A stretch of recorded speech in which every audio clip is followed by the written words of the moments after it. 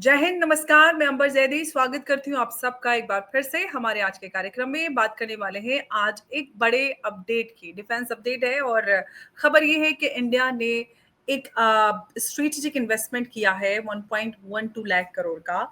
और ये इन्वेस्टमेंट है बेबी S-400 सिस्टम बनाने के लिए। अब आप सोच रहे होंगे कि S-400 सिस्टम तो हमारे पास है और काफी अच्छा प्रदर्शन उसका रहा, फिर बेबी S-400 में इतना बड़ा इन्वेस्टमेंट करने की क्या आवश्यकता है। कई सारे ऐसे बड़े सवाल हैं और ये जो बनाया जा रहा है वो कौन से गैप्स हैं, वो उन किन गैप्स को फिल करेगा, क्या जिम्मेदारी इसकी रहेगी, क्या कुछ है और कैसे कैसे इस पूरे सिस्टम को बनाया जा रहा है। इन सभी सवालों के साथ हम हाजिर हैं और हमारे साथ जुड़े हैं उमेश जी। उमेश जी, बहुत स्वागत है आपका। जय हिंद, नमस्कार। जय सिया राम अंबर जी। जय सिया राम। उमेश जी, सबसे पहले तो भारत सरकार बड़ा इन्वेस्टमेंट करी 1.12 लाख करोड़ का बेबी S-400 सिस्टम को बनाने के लिए। तो सबसे पहले मैं आपसे ये जानना चाहूंगी कि ये जो डेवलपमेंट कर रही है, आपको क्या लगता है कि कौन से ऐसे वो गैप्स होंगे जिसको फिल करने के लिए ये सिस्टम तैयार किया जा रहा है, आपको क्या लगता है? देखिए, हमारे पास रशिया का सप्लाई किया हुआ सुकोई 400 मिसाइल डिफेंस सिस्टम है। इसको ट्रायम्फ के नाम से जाना जाता है। हमारे पास आकाश और आकाश तीर मिसाइल डिफेंस सिस्टम है, जिसने इनकमिंग प्रोजेक्टाइल्स, इनकमिंग जो ड्रोन्स है, उसको न्यूट्रलाइज किया है। आपने देखा कि कैसे ऑपरेशन सिंदूर के वक्त उन्होंने वैष्णो देवी को टारगेट किया था, उन्होंने गोल्डन टेम्पल को टारगेट किया था, और वैसे ही क्रिटिकल मिलिट्री इंस्टॉलेशन को टारगेट किया था, जिसको सक्सेसफुली इंटरसेप्ट कर दिया था। इनफैक्ट उन्होंने ड्रोन स्वाम्स भी भेजे थे, 840 ड्रोन भेजे थे एक साथ।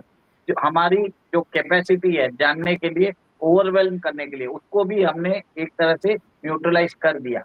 अब भारत ने देखा है कि हमारे पास बराक सिस्टम है, हमारे पास आकाश टी सिस्टम है, SU-400 सिस्टम है, बट हमारे पास एक जो प्रॉब्लम थी, हमारी जो फॉरवर्ड यूनिट थी, फॉरवर्ड यूनिट्स को प्रोटेक्ट करने के लिए कोई भी मिसाइल डिफेंस सिस्टम नहीं था। और इसके लिए उन्होंने, भारत ने अभी QRSAM सिस्टम उन्होंने डेवलप करने का एक तरह से केंद्र सरकार ने निर्णय लिया। इसके अंदर स्टार्टिंग में 6 बैटरी को उन्होंने ऑर्डर दिया है, Bharat Electronics Limited and Defence Research Development Organisation. अब ये जो quick reaction surface to air missile है, ये भारत का जो टेक्नोलॉजिकल गैप है, जो हमारी जो डेफिशिएंसी है, उसको भी एक तरह से कवर कर देगा।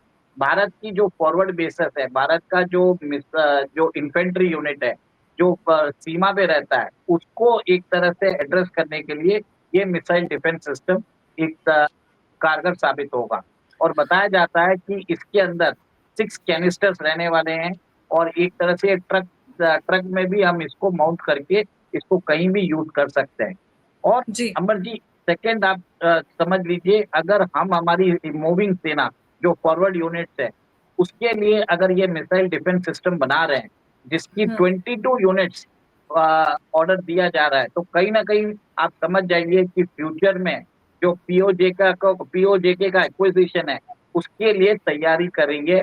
ये एक तरह से ऑफेंसिव सिस्टम है, जिससे हम हमारी फॉरवर्ड फोर्सेस को एक कवर दे सकता है। उमेश जी, एक सवाल मैं आपसे ये जानना चाहूंगी कि इसको जो टैग दिया गया है क्विक रिएक्शन का, अब इसकी जो रिस्पांस कैपेबिलिटीज हैं रियल टाइम थ्रेट सिनेरियो की बात करें, specially against drone, cruise missile या फिर लो फ्लाइंग एयरक्राफ्ट, तो क्या कितनी क्या कैपेबिलिटी है इसकी? देखिए, ये जो इनकी इसकी जो कैपेसिटी है, जो लो फ्लाइंग ऑब्जेक्ट्स है, जो रेडार से बच जाते हैं, उधर जाके ये उसको न्यूट्रलाइज करने वाला है। आप लो एल्टीट्यूड पे आप समझ लीजिए हाइपरसोनिक मिसाइल आता है, और आपने ये भी सुना होगा कि रेडार को भी इवेड कर सकता है। वहां पे जाके ये जो मिसाइल डिफेंस सिस्टम है, ये भारत के ऑलरेडी जो लेयर्ड मिसाइल डिफेंस सिस्टम है, उसका इंपॉर्टेंट भाग बनने वाला है। और आपको मालूम है, हमने integrated command and coordination centre बनाया हुआ है। ये उससे कनेक्टेड होगा, जितने भी डेटा होंगे उसको कलेक्ट किया जाएगा, रियल टाइम एनालिसिस किया जाएगा, फिर हम डिसाइड करेंगे कि हम कौन सा सिस्टम यूज करें। तो कोई 400 यूज करना है, या आकाश तीर यूज करना है, या बराक यूज करना है, या हमें ये QRSAM यूज करना है। और भारत ने अभी, आपको मालूम है, मैनपैड भी मंगाया है, जिसके अंदर आप रॉकेट, मतलब शोल्डर पे खड़े रह के आप रॉकेट छोड़ सकते हैं। और पिछले दिनों भारत की सरकार ने, DRDO ने लेजर वेपन्स की भी टेस्टिंग की है, आपने देखा डायरेक्ट एनर्जी वेपन्स की भी टेस्टिंग की है 30 किलोवाट्स की।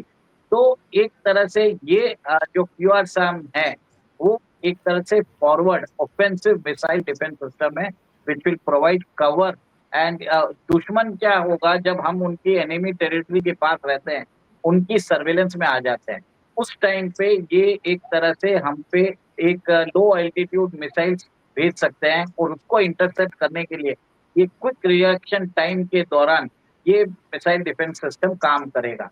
अभी ऑपरेशन सिंदूर में बहुत लोगों ने बोला है कि हमने सीमा पार किया ही नहीं था। हमने इसके लिए नहीं किया था क्योंकि हम नहीं चाहते थे हमारे जो फोर्सेस है वो एक तरह से उनको कोई हताहत महसूस हो। हम हमारी फोर्सेस को बचाने के लिए ह्यूमन कैजुअलिटीज को कम करने के लिए जरूरत है।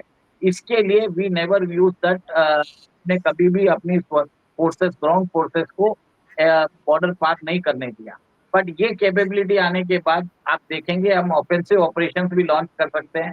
फ्यूचर में प्री एम्प्टिव स्ट्राइक करना है तो हम वो भी कर पाएंगे। अभी आपको जी। मालूम है भारत की आर्मी ने एक स्पेशल फॉर्मेशन बनाना चालू किया है। उन्होंने रुद्र यूनिट बनाया, भवानी यूनिट बनाया, भैरवी यूनिट बनाया, जिसके अंदर बताया जाता है कि आर्मरी, इन्फेंट्री, आर्टिलरी, तो जो मिसाइल डिफेंस सिस्टम है, टेलीकम्युनिकेशन एक्सपर्ट है, सबको मिला के एक नया यूनिट बना रहे हैं जिसके अंदर आप ये देखेंगे कि भारत ऑफेंसिव स्ट्रेटेजी पे काम कर रहा है और इसके लिए ये एक चीज है कि POJK की लेने की तैयारी चालू हो चुकी है। और इसके आप आगे से अगर आप देखेंगे कि पाकिस्तान ने अगर कोई हमारे साथ अगर कुछ भी अगर आतंकवादी भेजेंगे तो हम उसको एक्ट ऑफ वॉर समझेंगे और एक्ट ऑफ वॉर होने के बाद ऑपरेशन सिंदूर वापस स्टार्ट हो जाएगा और उसके अंदर हमारी ऑफेंसिव कैपेबिलिटीज देखेंगे। इस बार तो हमने सिर्फ अपनी एरिया में रह के हम LOC क्रॉस नहीं किया, नॉन कॉन्टैक्ट वॉरफेयर बोलते हैं, हमने प्रिसीजन गाइडेड मिसाइल यूज किया। पर अब अगर आपको एनिमी को कंप्लीटली उसको उसके ऊपर विजय पानी है, आपको उनकी एरिया में जाके उधर जो कमांड सेंटर्स है, उनके जो डिसीजन मेकर्स है, उन सबको एलिमिनेट करने के लिए एक स्ट्राइक कोवर्ट फोर्स के लिए जरूरत है। तो कहीं ना कहीं मेरा ये मानना है ये missile defence system will help our forward forces. एक सवाल और मैं उमेश जी आपसे जानना चाहूँगी कि हम जो QRSAM की बात कर रहे हैं, बेबी S-400, तो क्या इसको लेयर किया जा सकेगा जो हमारा एग्जिस्टिंग सिस्टम है, जैसे आकाश, स्पाइडर या S-400 जो मल्टी टियर्ड हमारा एयर डिफेंस ग्रिड है? देखिए सबको कोऑर्डिनेटेड तरीके से करने वाला है। हमारा जो integrated command and coordinated centre है, इसके पास सारा डेटा इकट्ठा होता है। देश में जितने भी रेडार्स है, जितने भी सैटेलाइट्स है, सब जगह से डेटा कलेक्ट होता है और ये सिस्टम डिसाइड करता है कि कौन सा मिसाइल डिफेंस सिस्टम यूज करना है। और या तो SU-400 यूज करना है। SU-400 क्या है आपको बता देता हूँ। ये 400 किलोमीटर दूर मिसाइल्स को जो दुश्मन के जो भी एयरक्राफ्ट है या मिसाइल्स है उसको इंटरसेप्ट कर सकता है। 600 किलोमीटर दूर इनको डिटेक्ट कर सकता है। ये जो QRSAM है, ये 5 से 30 किलोमीटर का जो रेंज होता है, उधर ये एक तरह से इनइफेक्टिव है S-400। तो भारत सरकार ये जो 5 से 30 किलोमीटर का जो रेंज है, इसके अंदर ये एक तरह से जो गैप है, उसको फुलफिल कर रहा है। और आप ये देखिए कि इस मिसाइल डिफेंस सिस्टम के लिए भारत के अंदर ही हम डेवलप कर रहे हैं और आज अगर हम बेबी S-400 डेवलप कर रहे हैं, तो कल हम S-400 भी कर पाएंगे। और आपको मालूम है हम अभी S-500 की बात कर रहे हैं रशिया से, जो हुँ। प्रोमेथियस उनका मिसाइल डिफेंस सिस्टम है, जिसके अंदर बताया जाता है कि we can even shoot down satellite जो लो अर्थ ऑर्बिट पे है। तो वो तो एक तरह से दुनिया का सबसे best missile defence system long range है। बट शॉर्ट जी। रेंज भी आपको चाहिए जो रेडार को इवेड कर देते हैं, कुछ प्रोजेक्टाइल्स लो सरफेस पे चलते हैं, लो एल्टीट्यूड पे, उन सब के लिए भी we need a missile defence system. इसके लिए QRSAM वो भारत सरकार बना रही है। अच्छा, अब मैं QRSAM की बात करूँ तो क्या हम QRSAM जो हम ये डेवलप कर रहे हैं, क्या फ्यूचर में इंडिया जो है वो एक एक्सपोर्ट अपॉर्च्युनिटीज़ एक्सपेक्ट कर सकता है विद QRSAM और पर्टिकुलरली साउथ ईस्ट एशिया की बात करें या फिर अफ्रीका, वहाँ में जहाँ पर हम पहले ही काफ़ी कुछ काफी कुछ हम लोग डिफेंस प्रोक्योरमेंट उनका फुलफिल कर रहे हैं। देखिए, सबसे पहले तो ऐसा है कि भारत की जो आर्म्ड फोर्सेस है, डिफेंस फोर्सेस, उनको 22 यूनिट की ज़रूरत है। तो सबसे पहले तो भारत की जो अभी नहीं, ऑफ कोर्स मैंने फ्यूचर की बात कर रही हूँ। फ्यूचर में एनीथिंग इज़ पॉसिबल। मैं इस पे कमेंट नहीं कर सकता क्योंकि ये क्रिटिकल टेक्नोलॉजी है, आप ये समझ लीजिए। SU-400 आपको मालूम है भारत के पास भी है, चाइना के पास भी है, टर्की के पास भी है। पर ये जो QRSAM है, ये भारत की होम ग्रोन एक्सक्लूसिव टेक्नोलॉजी है, जो भारत अपने लिए यूज़ किया जाएगा। देखिए, बहुत सारे वेपन सिस्टम्स ऐसे होते हैं, जो बहुत सारी कंट्रीज़ जो होती है, वो अपने पास रखती है। जो उनकी जो प्रीमियम क्रिटिकल डिफेंस सिस्टम्स है, वो अपने लिए रखती है। वो जो उनके पास जो सेकंड वेरिएंट होता है, वो जनरली एक्सपोर्ट करती है। तो मेरा ये मानना है कि जब तक इसके अंदर फर्दर डेवलपमेंट नहीं होते, तो ये वेरिएंट को तब तक नहीं बेचेंगे। जब तक भारत के पास नेक्स्ट वेरिएंट नहीं आ जाता, इसका जो QRSAM 2.0 नहीं आता, तो QRSAM तब तक हम एक्सपोर्ट नहीं करेंगे। उमेश जी, जो हम बेबी S-400 सिस्टम की बात करें या QRSAM की बात करें, क्या ये रिफ्लेक्ट करता है कि भारत की जो एयर डिफेंस डॉक्ट्राइन है उसमें एक शिफ्ट हमें नजर आता है, साथ रिएक्टिव से proactive mobile shield contested zones like Ladakh और अरुणाचल प्रदेश? देखिए, जितने भी ये जो कंटेस्टेड साइट्स है, भले ही वो POJ के हो या चाइना का जो आपने बोला है, लद्दाख हो, अक्साई चिन है, सिक्किम है, अरुणाचल है, ये ऑल वेदर टेरेन में चलने वाला है। और ये जो मिसाइल डिफेंस सिस्टम है, ये स्पेसिफिकली चाइना के मद्देनजर रख के हमने बनाया है। और आपको मालूम है कि फ्यूचर में एक पॉसिबिलिटी ये है कि हमें 3 फ्रंट वॉर लड़ना पड़े, चाइना, पाकिस्तान और बांग्लादेश।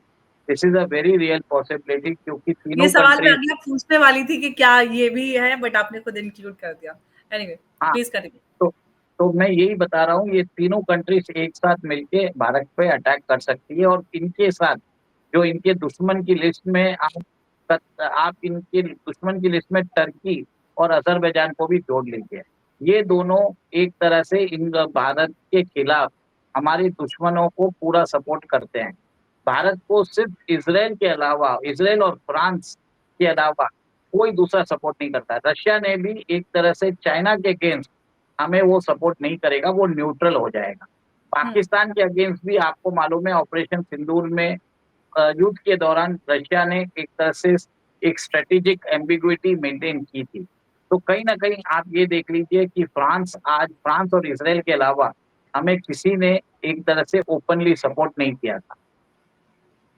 जी, अगर हम उमेश जी टाइमलाइन की बात करें, क्या कोई टाइमलाइन सेट है प्रोडक्शन या डिप्लॉयमेंट एंड इंडक्शन के लिए?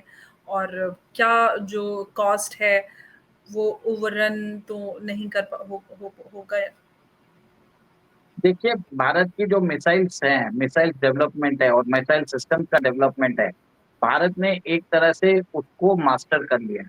पहले कोई भी मिसाइल का जो आइडिएशन से लेके डिप्लॉयमेंट तक कम से कम 8 से 10 साल लगते थे और अभी 2 साल लगते हैं। भारत अपनी एक्जिस्टिंग मिसाइल के अंदर थोड़ा-सा फेरबदल कर रही है, कभी सुपरसोनिक को हाइपरसोनिक कर देती है, कभी सबसोनिक कर देती है, तो वो कुछ ना कुछ उसके अंदर चेंजेस कर रही है। कल भी प्रलय मिसाइल का हमने टेस्टिंग किया था और बताया जाता है कि वो बहुत एक तरह से सक्सेसफुल मिसाइल टेस्ट हुआ है। तो भारत डिफरेंट कंडीशंस के हिसाब से अपनी मिसाइल्स की जो प्रोडक्शन है, जो रेंज है, जो कैपेसिटी है, कैपेबिलिटी है, वो चेंज करता जा रहा है। तो इस एक देश के अंदर एक तरह से जो मिसाइल्स का ज़ख़ीरा है, वो बहुत बढ़ चुका है और हमारी मिसाइल्स के कारण हम एक तरह से हमारी जो डिप्लीटिंग जो एयरफ़ोर्स की स्ट्रेंथ है, उसको हम कवर अप कर पा रहे हैं। बिकॉज़ ऑफ दिस आप ये समझ लीजिए हमारी ब्रह्मोस है, हमारी अग्नि मिसाइल है, हमारी जितनी भी मिसाइल्स हैं और वो प्रिसिशन गाइडिंग मिसाइल्स के कारण दुश्मन हमारे देश पे आँख उठा के नहीं देख सकता। क्योंकि ये मिसाइल डिफेंस सिस्टम्स और हमारी प्रिसिशन गाइडिंग मिसाइल ने दुश्मन के दांत खट्टे कर दिए थे ऑपरेशन सिंदूर में। और अभी हमने कुछ दिन पहले बताया भी था कि UAV द्वारा भी हम अभी प्रिसिशन गाइडेड मिसाइल छोड़ सकते हैं।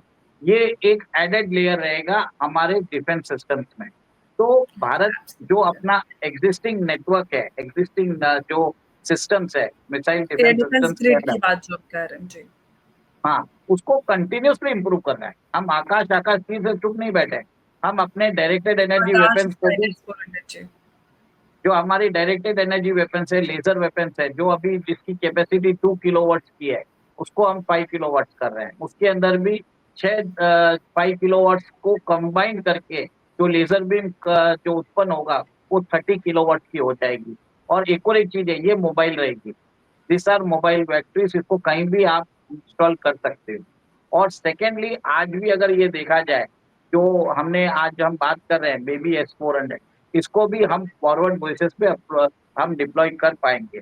तो फ्यूचर में ऐसा एब्सोल्युटली भी हो सकता है कि इस बेबी S-400 में हम DEW वेपन्स भी देख सकते हैं, उसका भी इंटीग्रेशन हो सकता है। तो बहुत जी। सारे सिस्टम्स है, बहुत सारे कॉम्बिनेशन है। तो मतलब ऐसा है कि कंपोनेंट्स रेडी है, इसके अंदर ये चाहिए क्या, ये उठा के फिट करके बना दो। तो भारत के जी। पास वो कैपेसिटी, कैपेबिलिटी, एक्सपर्टाइज और जो मिक्स एंड मैच करके कुछ भी सिस्टम बनाना है, क्योंकि बहुत एरे ऑफ टेक्नोलॉजीज बढ़ चुकी है। अंबर जी, आप ये सोचिए ना कि हमें 5 किलोमीटर वाला चाहिए तो 5 किलोमीटर वाला भी सिस्टम है, 500 किलोमीटर वाला सिस्टम को भी इंटरसेप्ट करना है तो उसको भी कर सकते हैं। और जी। ऐसे भी हमारे सिस्टम्स है जो दुश्मन की रेडार को भी अवॉइड कर सकते हैं। तो भारत कॉम्प्रिहेंसिव सिस्टम्स डेवलप कर रहा है और एग्जिस्टिंग टेक्नोलॉजी को भी इम्प्रोवाइज कर रहा है। तो इससे हमारा जो मिसाइल डिफेंस सिस्टम जो लेयर फील्ड है, इसराइल के आयरन डोम सिस्टम को भी मात देता है।